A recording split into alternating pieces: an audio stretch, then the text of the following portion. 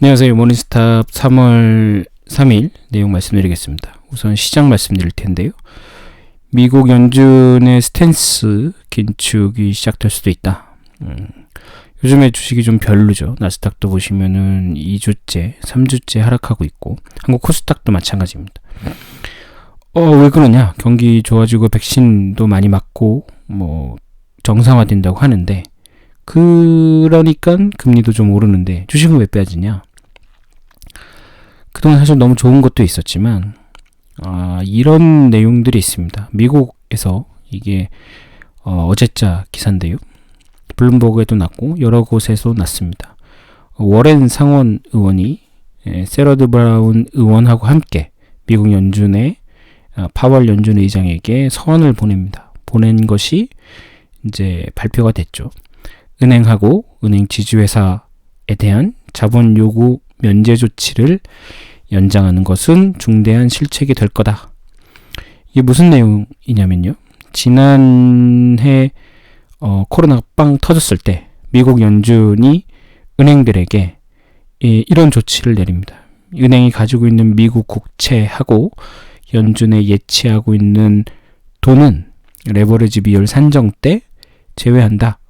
그 얘기는 뭐냐? 은행들은 어떤 자산에 투자를 하면 연준 미국 국채를 사거나 예치금을 보유하고 있으면 그에 상응하는 어떤 유동성 자산을 가지고 있어야 됩니다.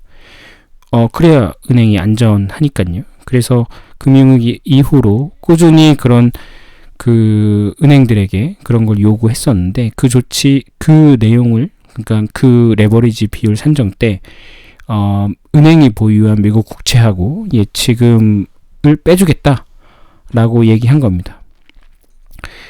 이 조치로 그 대형은행들이 어떤 이득을 보는 금액 또는 어떤 레버리지 비율에서 빠지는 금액, 그 조치로 그 미국 대형은행들이 더 여유자금, 일종의 여유자금이죠. 여유자금을 더 운용할 수 있는 여유자금이 1트릴리언 달러로 추정되고 있습니다. 우리나라 돈으로 1120조 원 정도 되고 1120조 원 정도 미국 대형은행들이 여유자금으로 미국 국채를 더 살 수도 있었고 대출을 해줄 수도 있었던 거죠. 실제로 뭘 했는지는 그들만 알겠지만 어쨌든 그 돈이면 우리나라 코스피 시총이 2000조 원이고 한국 GDP가 1800조 원이면 굉장히 큰 돈이라는 걸 알 수 있죠. 근데 이걸 현재 이번 달 말에 이 조치가 연장되지 않으면 미국 대형은행들은 그만큼 자산을 줄여야 됩니다. 이게 뭘 의미하느냐? 그럼 미국 대형은행들은 이번 달 말에 이 조치가 끝나면 미국 국채, 그동안 가지고 있던 국채의 상당 부분을 팔거나 또는 더 못 사거나 굉장히 최악이면 둘 다 팔거나 만약에 미국 대형은행들이 미국 국채를 팔지 않겠다고 하면 레버리지 비율 때문에 다른 자산을 팔아야 됩니다. 그게 주식일 가능성이 굉장히 높죠. 왜냐하면 주식 가격이 굉장히 많이 상승했기 때문에. 그래서 최근에 미국 금리가 많이 오르고 미국 금리가 오를 때마다 주식 가격이 하락하는 이유가 그거일 가능성이 높죠. 게다가 연준이 이거를 유예 안 해준다. 그 얘기는 일종의 긴축을 시작한다는 시그널로 해석될 수도 있지 않겠습니까? 그럼에도 불구하고 연준이 한다. 근데 지금 만만치 않아요. 연준 워렌 상원 의원은 지금 미국 상원의 금융위원회 멤버입니다. 게다가 굉장히 금융 쪽에 굉장히 많은 영향력을 가지고 있고 원래 굉장히 진보적인 사람이고 오바마 행정부 때도 금융 소비자 보호 감독국의 초대 수장이었고 지금 그 자리에 워렌하고 굉장히 친한 워렌의 영향을 많이 받는 사람이 앉아 있습니다. 이 사람 홈페이지 가보면은 굉장히 급진적이에요. 금권 정치 로비를 끝내겠다. 부자들에게 세금을 많이 걷겠다. 주택 가격을 낮추겠다. 회계 부정을 저지른 기업의 임원을 엄벌하겠다. 노동자들의 경영 참여를 늘리겠다. 이게 자기 공약, 일종의 공약이죠. 정치적 아젠다고. 이분이 사실은 이번 정부 초기에 어떤 금융 쪽에 자리를 앉을 거라고 생각했는데 그 월스트리트 쪽에 로비가 굉장히 심하죠. 굉장히 거부감이 큽니다. 왜냐하면 이론적으로도 반박이 힘들고 게다가 이제 지지도 사람들한테 굉장히 인기도 높아요. 그래서 이분의 앞으로 행보 이제 주목해야 되고 이번에 상원 금융위원회에 이제 된 거죠. 이번 민주당은 좀 다릅니다. 이번 민주당은 지난번 오바마 행정부 때 실패했죠. 오바마 행정부 때 월스트리트를 점령하라 운동도 있을 정도로 오바마가 너무 무르게 그쪽에 월스트리트의 탐욕에 대한 그 어떤 퍼니시먼트를 하지 않았죠. 그냥 좋은 게 좋은 거다. 지금 누굴 망하게 할 수 없다. 라는 가이트너의 또는 옐런의 그런 주장 때문에 오바마가 한 건 그냥 오바마 케어 정도.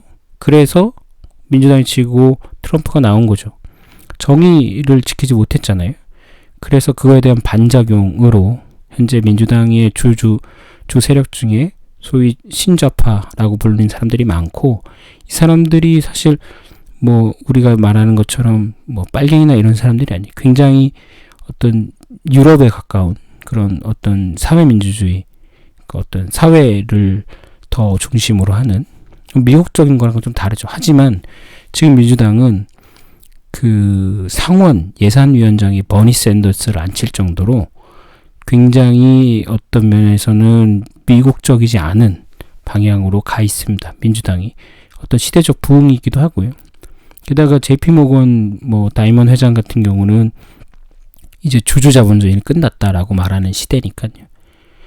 이 워렌 상원 의원이 얼마 전에 사실 1일인데 억만장자에 대한 부자증세 법안을 냈고 통과는 어렵겠죠. 하지만 이런 움직임은 계속될 겁니다. 그럼 미국 연준이 연임을 노리는 파월이 과연 이 은행들에게 이 조치를 유예해 줄 건가? 좀 안 될 수도 있죠. 그러면 민주당 내에서 파월의 재지명을 반대하는 기류가 지금도 많지만 더 안 될 수도 있으니까. 그리고 사실 주가가 이렇게 많이 올랐고 집값이 이렇게 많이 올랐고 백신을 맞고 있는데 더 유예해 줄 명분이 있을까요? 해줄 수는 있지만 그럴 가능성이 높지 않다. 시장은 그렇게 보고 있는 거죠. 게다가 금리가 왜 오르느냐? 이거 지난번에 보여드린 건데 이게 글로벌 뎃입니다. 이 팬데믹 작년에 팬데믹 전까지만 해도 230조 달러였는데 지금 280조 달러가 넘었고 앞으로 더 늘어날 겁니다. 20% 이상 증가했고 GDP 대비는 이미 350%가 넘었습니다. 그러니까 글로벌 GDP에 이미 3.5배 이상의 부채가 있는 거고 올해는 더 늘어나죠. 왜 채권 금리가 오르냐면 채권 발행량이 20%가 늘었어요. 근데 이건 줄어들 리가 없죠. 그러니까 수요 공급 차원에서 채권 공급이 늘어났기 때문에 채권 사는 사람들이 급할 이유가 없습니다. 발행하는 사람들은 더 계속 그러니까 마치 신용대출 받았는데 갚아야 되는데 신용대출이 계속 늘어나는데 이걸 갚아야 되니까 돈이 더 필요한 거죠. 그래서 돈 가격이 올라가는 거고 거기에 물가도 굉장히 많이 올라가고 있죠. 요즘 휘발유가 굉장히 많이 올라가고 있고 그런데 이제 척 슈머가 이번 주 안에 1.9조 달러 규모의 재정부양 법안 1.9조 달러면 2천조 원이에요. 2천조 원 한국 돈으로 우리나라 GDP보다 더 많은 부양책을 이번 주에 통과시킨다고 하는 거고 추가로 민주당은 2조 달러의 인프라 부양책도 한다고 하죠. 생각해보세요. 그러면 채권이 얼마나 많이 발행될 건가? 그런데 연준은 또는 중앙은행들은 더 사줄 수는 없습니다. 현재까지는. 더 사준다면 이 부채가 훨씬 더 많이 늘어나겠죠. 그래서 금리 상승은 굉장히 자연스러운 건데 어디까지 상승할 거냐? 훨씬 더 많이 상승할 수 있죠. 몇 년 전보다 채권이 20% 증가했고 올해 더 증가하고 내년은 더 늘어나겠죠. 그러면 아무리 시장이 돈을 풀어도 물론 연준이 압박 때문에 더 풀 수는 없겠지만 풀어도 채권 가격은 떨어지고 즉 금리는 상승합니다. 그럼 채권 가격이 떨어지면 어떻게 되냐? 큰 손들 연금이나 뭐 글로벌 투자자들 입장에서 채권 가격이 떨어지면 그 자기 포트폴리오 안에서 주식 비중이 높아집니다. 그럼 주식을 팔아서 맞출 수밖에 없어요. 왜냐하면 그들은 자산 배분을 미리 해놓기 때문에. 그리고 그게 맞죠, 사실은. 왜냐하면 채권 가격이 떨어지면 굉장히 내 포트폴리오에 손실이 심각한 거기 때문에 주식이라도 팔아서 현금화 해야 되는 겁니다. 그리고 채권 가격 변동이 심해지면 대부분 채권은 변동성이 낮은 자산이라고 보고 있는데, 요즘처럼 채권 가격이 급격히 하락하면 채권 변동성이 심해지면서 리스크 패리티 전략에서는 채권을 팔아야 됩니다. 그럼 채권 가격이 더 떨어지고 거기 알고리즘까지 붙으면 훨씬 더 채권 가격은 빠르게 급속하게 예상하지 못한 시점에서 금리가 상승하고 채권 가격이 하락할 수 있는 거죠. 그럼 주식은 어떻게 될까요? 그게 지금 금융시장에서 벌어지는 일이고요. 아시아는 뭐 자산 배분이나 이런 거의 개념이 좀 약하고 자산 배분 자체가 그렇게 많이 돼 있지 않아서 뭐 아시아 시장에서 굉장히 평온하고 중국 주식시장 따라서 왔다 갔다 하지만, 유럽, 미국 가면은 왜 금리가 상승하고 주식이 빠지느냐? 그쪽은 그쪽 어떤 그런 전략들이 주고 훨씬 더 규모가 큽니다. 그래서 결과적으로 말씀드리면 이 금리 상승은 쉽게